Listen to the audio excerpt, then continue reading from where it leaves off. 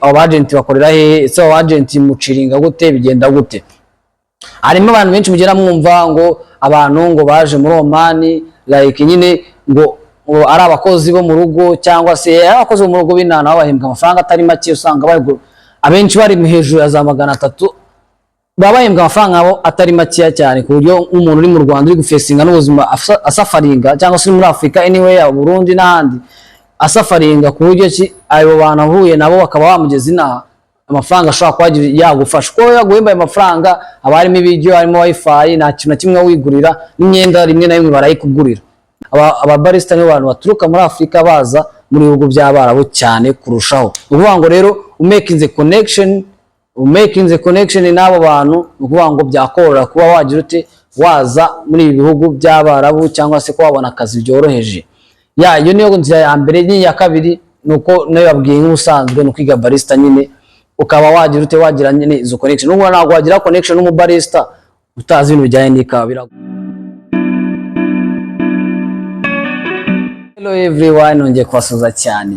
Uyu munsi rero mbaye ikaze ku Gikoni TV iwacu. Ni uri mushyashya, uri umushyitsi w'imena cyane, kora subscribe aho hasi kugira ngo amavideo yacu ujye uyabona buri munsi. Kandi nawe niba utari mushyashya wasanzwe wumve ko Chef Alex aragushimiye cyane, uw'agaciro kuri twe, uri umunyamuryango mukuru kandi ukomeye.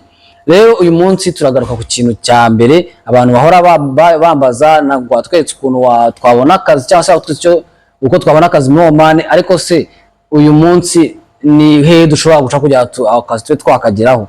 Gasaba ko kandi nasanze ari ikibazo kimwe ku buryo umuntu wambwa akazi ko akabona nuko, ariko numwereka inzira exactly y'ahantu ashobora kunyura kugira ngo abone akazi. Uyu munsi rero nicyo kintu cya mbere tugiye kugarukaho, ngiye guheza website wanyura kugira ngo wowe wabona akazi muri Oman cyangwa se no mu bihugu by'Abarabu bitandukanye. Kandi nanakugire n'inama y'uburyo ki ushobora kubikoramo, cyangwa se mugiye n'indi nama y'uburyo ushobora kukabonamo utiriwe ucamo muri izo website. Reka rero dutangire tutizimbye mu magambo cyane. Reka dutangire mubwire izi website. Website ya mbere ushobora kunyuraho usaba akazi ni website yitwa employee.net. Employee.net of course birabyumvikana ko uriwe ufite email, CV yawe uyifite muri PDF cyangwa muri document bisanzwe, ariko ibyiza no kuba uyifite muri PDF niyo abantu bakunda kubaza.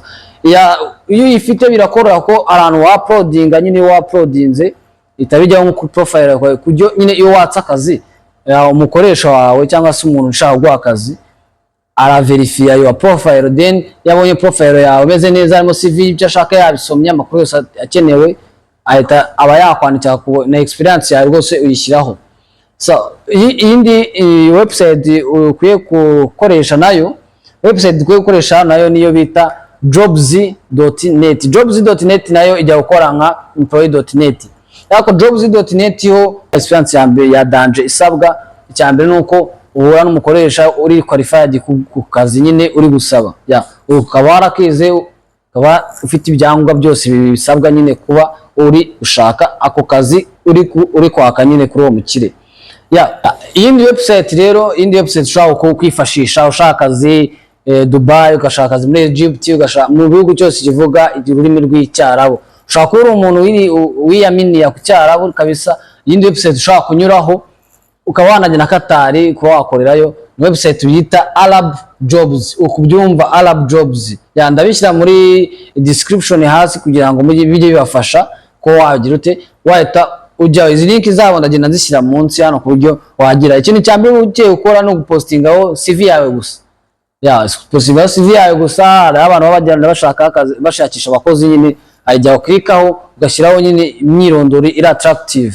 Ibya myirondoro nyine umuntu abona akavuga ati uyu muntu n'akazi kanjye bari match kabisa, bari guhuza.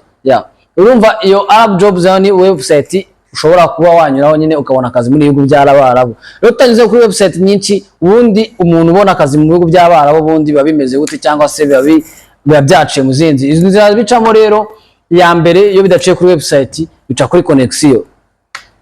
Kuba ufite connection n'umuntu uba hanze mu Barabu cyangwa se wa muri bihugu bya Mwarabu nyine, ku buryo mushobora gukomunika akaba yakugezayo. Iyindi nzira ushobora gucamo ni inzira y'aba agent.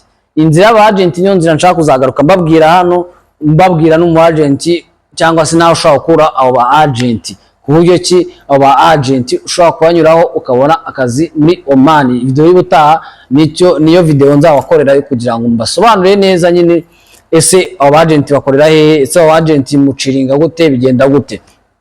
Harimo abantu benshi mugera mwumva ngo abantu ngo baje muri Oman like nyine ngo ari abakozi bo mu rugo cyangwa se abakozi bo mu rugo binana babahembwa amafaranga atari make, usanga abenshi bari hejuru ya za 300 babahembwa amafaranga abo atari make cyane, ku buryo umuntu uri mu Rwanda uri gufesinga n'ubuzima asafaringa cyangwa se muri Afrika anyway ya Burundi n'ahandi asafaringa, ku buryo ki abo bantu ahuye nabo bakaba bamugeza inaha amafaranga ashobora kwagira yagufasha ko yaguhemba amafaranga, abarimo ibiryo, harimo wifi, nta kintu na kimwe wigurira, n'imyenda rimwe na rimwe barayikugurira, n'amavuta barakugurira, byose barikugurira abari amafaranga yawe gusevinga cyangwa se ukohereza iwanya, bari amafaranga atari make cyane kuba watangira ubuzima. So iyi nukuvuga ngo rero izo nizo nzira ushobora gucamo uza muri Oman cyangwa se mu bihugu bya Dubai, Qatar n'ahandi. Cyo nakubwira rero ujye ugana amashuri yigisha ibintu bya coffee, niho hantu wasanga amakonexion y'abantu baba hanze muri ibihugu, ko ababarista nibo bantu muri Afrika nibo baturukayo cyane baza muri Barabu. Nago abandi abantu baturuka baza mu Barabu mu barista n'umushefu, na abandi bakora muri biro cyangwa ahandi. Oya, ababarista nibo bantu baturuka muri Afrika baza muri ibihugu bya Barabu cyane kurushaho. Ukuvuga ngo rero umakinze connection n'abo bantu, ukuvuga ngo byakorora kuba wagira ute waza muri ibihugu by'Abarabu cyangwa se ko wabona akazi byoroheje. Iyo niyo nzira ya mbere. N'iya kabiri nuko nayo babwiye nk'ubusanzwe no kwiga barista nyine, ukaba wagira ute wagira nyine izo connection. Nubwo ntabwo wagira connection n'umubarista utazi ibintu bijyanye n'ikawa, biragoye. Ntabwo wagira connection n'umubarista utarize barista nyine, biba bigoye byose. So biragusaba rero kugira ngo mujyane communication, mujye muvugana, muganire iyo kawa nyine, kugira ngo najya gutekerezaho nabona akazi azagutekerezaho bite byoroha ku buryo wakisanga mu Barabu. Izo nizo nama rero nakugira kugira ngo ube wabona akazi abroad nyine, ukabone mu Barabu, cyane cyane nk'abantu benshi turabyumva mu Barabu tukumva nyine nta nzira byacamo, ariko birashoboka. Nicyo kintu cyo kukubwira, birashoboka. Ushobora kwitekereza ubu ngubu mu kwa 5 n'urugero, mu kwa 5, mu kwa 9 cyangwa se mu kwa 10 kagera wagiye, bitewe n'imbaraga bishyizemo, bitewe n'ukuntu watatse abantu nyine hirya no hino wacanye ku maso. So wowe rero utarakora subscribe, ukora subscribe kugira ngo amavideo yanjye ajya kugeraho mu bantu bambenge, kuzamabwira amatrick ukuntu wakoresha ubona akazi mu Barabu, kandi cyase n'amatrick wakoresha kugira ngo nyine kugire nizo connection, ubone n'abantu bagufasha. Abantu nibo bintu ko udafite abantu nta hantu ugera, abantu nibo bintu udafite abantu nta hantu ugera. So ayo makuru ahubwo kugira ngo umenye n'abo bantu nayahe, ayo niyo rero nshaka kuzabagezaho kugeza aka kanya. So rero ndabashimiye cyane ko mwahabaye, ko mwansapotinze mu kana cyo kiganiro, kandi niba aya makuru ari useful kuri wowe yagufashije, jya muri comment umbwire ese ni gute wayumvisha, cyangwa se ni gute, ni iki kintu ushaka nzakubwira utaha, ni iki kindi wumva uri curious kumenya ku bintu bijyanye n'akazi mu Barabu cyangwa se ku bintu bijyanye n'akazi hanze.